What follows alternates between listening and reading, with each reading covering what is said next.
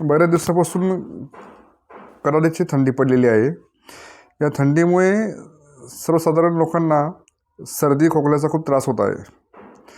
तर सर्दीमुळे बऱ्याच जणांना कानाचाही त्रास होत आहेत. साहजिकच आहे, नाकाची आणि कानाची नळी एक असते, त्याच्यामुळे कानाचे प्रॉब्लेम बऱ्याच जणांना येत आहेत.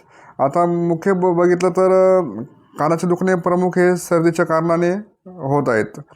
त्याच्यामुळे एक वेगळ्या स्वरूपाचं दुखणं लोकांना जाणवत आहेत, लक्षण लोकांना जाणवत आहेत. त्याला म्हणतात मेडिकल लँग्वेजमध्ये टिनिटस, आणि आपल्या मराठी भाषेमध्ये म्हणतात कानात आवाज होणे की कानात आवाज येणे. शिट्टीसारखा कानात आवाज असतो, रिंगसारखा आणि शिट्टीसारखा आवाज कानात येत असतो. जेव्हा आपण निवांत असतो त्यावेळेस तो आवाज असतो. त्यामुळे आवाजाचं स्वरूप वेगवेगळे असू शकतात.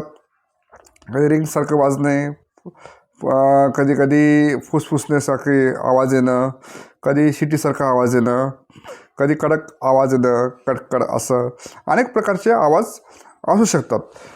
पण प्रमुख आवाज आपला असतो की शिट्टीसारखा आवाज कानात येतो. आणि ह्या दिवसामध्ये असे रुग्ण हे भरपूर असतात. तर ह्या विषयाबद्दल आपण बोलणार आहोत. कानात आवाज होणे की कानात आवाज येणे, त्याला मेडिकल लँग्वेजमध्ये म्हणतात टिनिटस. डॉक्टर म्हणतात तुम्हाला टिनिटसचा प्रॉब्लेम आहे. मग बऱ्याच लोकांना कळत नाही टिनिटस म्हणजे काय. टिनिटस म्हणजे कानात आवाज होणे. तर आपण याच्याबद्दल बोलणार आहोत. कायच्या मुख्य लक्षणं काय आहेत, काय कारणे आहेत, काय काळजी करायची आहेत, इतर कारणे कोणते, लक्षणं काय आहे, ट्रीटमेंट काय आहे, याच्यावरती तपासणी कोणती, या सगळ्या विषयावर आपण ती चर्चा करणार आहोत या व्हिडिओमध्ये. नमस्कार, स्वागत आहे आपल्या यूट्यूब चॅनलवर हेल्थ टॉक्स अँड टिप्स. आजचा आपला अत्यंत महत्त्वाचा विषय आहे टिनिटस, कानात आवाज होणे. तर आज आपण बघणार आहोत की टिनिटस म्हणजे नेमकं काय. टिनिटस म्हणजे असं आहे की कानामध्ये शिटीसारखा आवाज होतो. तो आवाज बाहेर नसतो, म्हणजे तो काही आवाज नसतोच, पण त्या व्यतिरिक्त आवाज नसतानाही कानामध्ये आवाजसारखं स्थिती निर्माण होते. बारीक शिटीसारखा आवाज कानामध्ये येत असतो. त्याला आपण टिनिटस असं म्हणतो. आता याचे प्रकार का असतात, याचे मुख्य 2 प्रकार असतात. एक प्रकार आहे याचं सब्जेक्टिव्ह, एक आहे ऑब्जेक्टिव्ह. आता सब्जेक्टिव्ह म्हणजे असं असतं की हा सगळ्यात सर्वसाधारण कॉमन प्रकार आहे, सर्वसाधारण प्रकार आहे. आता याचे रुग्ण जास्त असतात. म्हणजे तुम्हालाच जो आवाज कानामध्ये येतो तो तुम्हालाच ऐकू येतो, दुसऱ्यांना ऐकू येत नाही. आता दुसरं आहे ऑब्जेक्टिव्ह. ऑब्जेक्टिव्हमध्ये काय होतं की डॉक्टर जेव्हा तपासणी करत असतात त्यावेळेस डॉक्टरना पण तो आवाज तपासणी करताना ऐकू येतो, त्याला आपण ऑब्जेक्टिव्ह म्हणतो. हा प्रकार खूप कमी असतो, रेअर असतो. तर आता टिनिटसचे मुख्य कारणं काय असतात आपण या विषयावरती बोलणार आहोत. तर मुख्य कारणे असतात सर्दी आणि सायनस. सायनस आणि सर्दीमुळे कानाच्या पडद्यामागे सर्दी जमा होते, कानाचा पडदा फाटू शकतो आणि एक बारीक शिटीसारखा आवाज येऊ शकतो. सर्दीमुळे कानाच्या पडद्यामागे सर्दी जमा व्हायचं कारण असतं नाकाची आणि कानाची नळी एक असते. त्याच्यामुळे कधीकधी सर्दीमुळे आणि सायनसमुळे हा कानातला आवाज येऊ शकतो. नंतर आहे मोठ्या आवाजाचे संपर्क. आता जेव्हा आपण DJ जवळ, बँडजवळ उभं राहतो, मोठ्या आवाजाचा संपर्क येतो, त्या आवाजामध्ये आतला भाग जो असतो कानाचा त्याला इजा पोचते आणि त्या इजामुळे कानाला इजा होण्यामुळे कानाला असं बारीक आवाज येऊ शकतो. नंतरच आहे हाय BP. कधीकधी रुग्णांचा BP, ब्लड प्रेशर हाय वाढल्याने सुद्धा कानामध्ये आवाज येऊ शकतो. नंतर विटॅमिन B12ची डेफिशियन्सी. हल्ली संशोधनाच्या अंतर्गत समजले की ज्यांना विटॅमिन B12ची डेफिशियन्सी असली त्या रुग्णांना कानामध्ये आवाज येण्याची लक्षणं हे लवकर उद्भवतात आणि त्यांना ते जाणवतात. याचं कारण असतात प्रतिकारशक्ती कमी असणं किंवा B12ची डेफिशियन्सी असल्यामुळे हे प्रकार आपल्याला जाणवतात. नंतर आहेत ॲलर्जी, सर्दी किंवा शिंका. ज्यांना सर्दी असते अतिशय तीव्र प्रमाणात आणि शिंका ज्यांना येतात त्या लोकांना हा आवाज प्रमुखाने जाणवतो. नंतर आहे कानाला मार लागणे, कानाला फटका बसणे, कानाजवळ काही इजा होणे, किंवा आपण एखादा म्हणतो की कानाचा मार लागला आहे, कानाला काही फटका बसला आहे, चे अनेक कारणं असतात. ट्रॉमा असतो, व्हायलेन्स असतो, ॲक्सिडेंट असतो, अनेक कारणं असतात. घरगुती हिंसा असते, अनेक कारणं असतात. त्याच्यामुळे कानाला मार लागल्यावर सुद्धा कानामध्ये आवाज येऊ शकतो किंवा येतोच. नंतर कारणं आहेत की श्रवणक्षमता कमी होणे. जेव्हा ऐकायला कमी येतं, जेव्हा कानाला ऐकायला कमी येतं, जेव्हा कानाची नस आणि हाड असतं कानाजवळचं ते जेव्हा कमकुवत होतो किंवा त्याचा जो वयामानाने म्हणा किंवा काही कारणं असतो कानाचे हाड आणि नस जेव्हा कमकुवत झाल्यानंतर ऐकू कमी येतं, त्यावेळेस कानामध्ये शिटीसारखा आवाज हा येतो. कानात संसर्ग इन्फेक्शन होणं, कानात इन्फेक्शन होण्याचे अनेक कारणं असतात.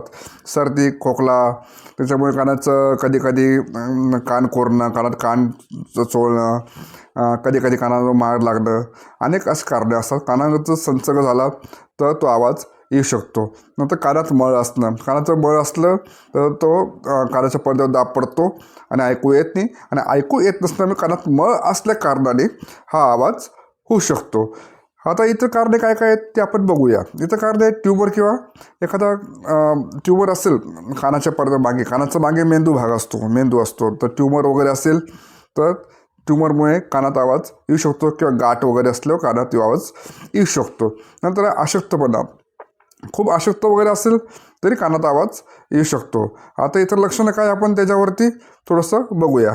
इतर लक्षण असं आहे की हा आवाज काही रुग्णांना एका कानामध्ये येऊ शकतो, काही कानात दोघं कानात येऊ शकतो, दोन्ही कानामध्ये आवाज येऊ शकतो. विशेष करून जेव्हा शांतता असेल जास्त त्यावेळेस हा आवाज प्रामुख्याने जास्त जाणवतो. आणि कधी ऐकू कमी येतं, कमी ऐकू येतं. त्याच्यावर बी कानात आवाज आलेले असं आवाजचं बाहेरचा आवाज किंवा घरात कोणी चर्चा करतंय, संपर्क साधतंय किंवा बोलतंय, ते आवाज कमी ऐकू येतात.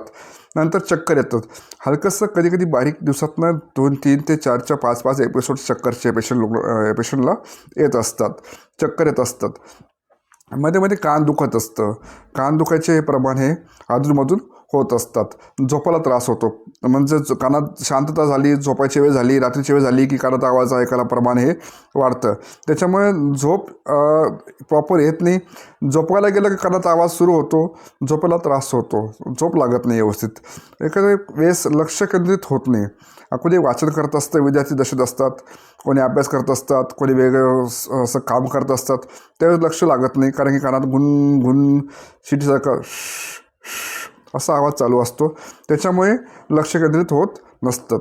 आता याच्यात तपासणी काय करायची की तपासणी अशी असते की जेव्हा तुम्हाला लक्षणं जाणवल्यास तुमच्या जवळच्या फॅमिली फिजिशियन किंवा कान नाक घसा तज्ञ ENT स्पेशलिस्टकडे आपण दाखवून घेणं, ते त्यांच्या अनुभवाने त्यांच्या कौशल्याने तपासतात व निदान करतात. आता याला ऑडिओलॉजिस्ट असतात. ऑडिओमेट्री नावाची तपासणी असते. याच्यामध्ये कानाचं ऐकू येण्याचं प्रमाण किती आहे ते आपल्याला कळतं. तर ते तपासणी असते. हा ते खूप खर्चिक नाही आहे, 2-5 मिनिटाची तपासणी असते. त्याच्यामध्ये कानाचं ऐकू येण्याचे प्रमाण दोघं कानाचे किती आहे ते कळतं व पुढे निदान करून पुढे उपचार करण्यास आपल्याला सोपं जातं. आता याच्यामध्ये असं आहे की ट्रीटमेंट काय याच्यामध्ये, तसं बघायला गेलं तर टिनिटससाठी विशेष अशी खास काही ट्रीटमेंट नाही आहे, पण लक्षणावरती ट्रीटमेंट असते आणि लक्षणावरती नियंत्रण ठेवण्यासाठी ही ट्रीटमेंट असते. लक्षणं कमी झाल्यावरती आपल्याला ते ट्रीटमेंट लक्षणं कमी होते. मग हिअरिंग एड असतात. हिअरिंग एड्स हे ऑडिओलॉजिस्ट ऑडिओमेट्रीचा रिपोर्ट देऊन कानाची तपासणी करून हिअरिंग एड्स देतात. त्याच्यावरती आपलं कानाचं ऐकायचं प्रमाण किती त्याच्यावरती मशीन हे बसवलं जातात, जेणेकरून पुढे भविष्यातील बहिरेपणा किंवा आवाज हा कमी व्हावा हा उद्देश असतो. नंतर एक असं कानाचा जर पडदा फाटला असेल, कानाच्या जर पडद्याला छिद्र असेल आणि त्याच्यामुळे जर टिनिटसचा प्रॉब्लेम असेल किंवा कानात आवाज यायचा प्रॉब्लेम असेल तर त्यावेळेस आपण कानाचा पडद्याचं ऑपरेशन करतो. त्याला आपण टिम्पॅनोप्लास्टी असं म्हणतो. आता कानाचा पडद्याचं ऑपरेशन म्हणजे आपल्याच शरीरातला पडदा काढतात किंवा मांडीचा भागातून एक पडदा तयार करून तो कानामध्ये बसवला जातो, जेणेकरून भविष्यातील बहिरेपणा किंवा आवाज कमी हो हा उद्देश असतो. तर अशा प्रकारे आपण आज टिनिटसबद्दल बघितलं आहे. हा आजार नाही, एक वैद्यकीय स्थिती आहे, एक लक्षणं असतात. त्याच्यामुळे खूप काही गोंधळून जायचं किंवा घाबरून जायचं काही कारण नाही आहे. तर आपलं काही लक्षण तुम्हाला आढळल्यास, त्रास जाणवल्यास नक्की तुमच्या जवळच्या फॅमिली फिजिशियन किंवा कान नाक घसा तज्ञ डॉक्टरला संपर्क करा आणि उपचार घ्या. वेळेतच उपचार घेतल्याने तुमचा बहिरेपणाही कमी होतो आणि तुमचा पुढचे भविष्यातील पुढील कॉम्प्लिकेशन्स धोकाही कमी होतो आणि तुम्ही निरोगी राहाल. असं हे आपण आजच्या विषयावर चर्चा करूया. नक्की ही माहिती आपल्या आपतिष्ट नातेवाईक सगळ्यांना शेअर करा. तोपर्यंत आरोग्याची काळजी घ्या. या थंडीमध्ये सर्दी खोकला होऊ देऊ नये अशी काळजी घ्या. निरोगी राहा, काळजी घ्या. धन्यवाद. नमस्कार.